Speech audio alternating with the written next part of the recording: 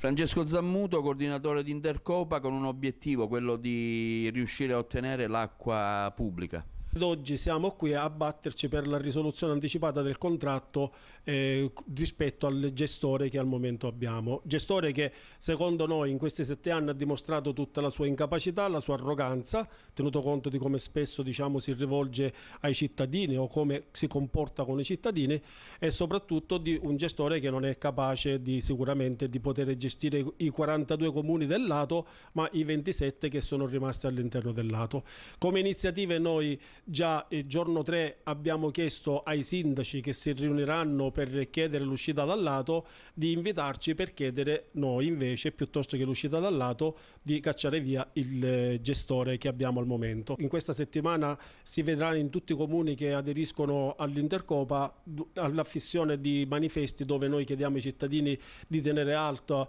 la tensione per fare in modo che questo nostro obiettivo venga raggiunto, e con un volantinaggio che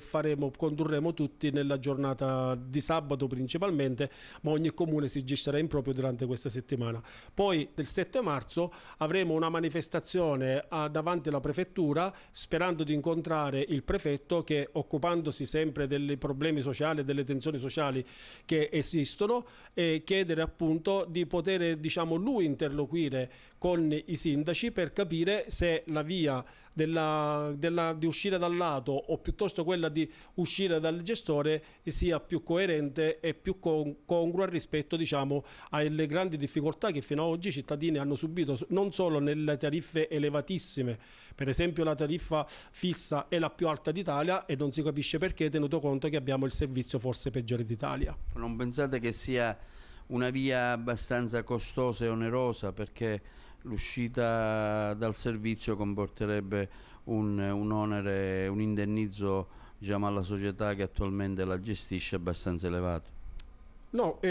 la via che stanno percorrendo i sindaci diventa onerosa, perché qualora loro dovessero uscire dal lato è sicuro che il gestore chiederà il risarcimento della clausola risolutiva che c'è di 30 milioni. Invece quella nostra è assolutamente indolore sia per i sindaci che per i cittadini, tenuto conto che qualora dovessimo vincere la causa della risoluzione anticipata per inadempienza, e i sindaci non avrebbero dovuto far altro durante questi 7 anni di rilevare tutte le inadempienze del gestore, che sono tantissime. Non c'è depurazione, i depuratori non funzionano, la raccolta, le reti idriche perdono l'acqua che perdevano 7 anni fa, se non di più, per cui c'è assolutamente delle inadempienze che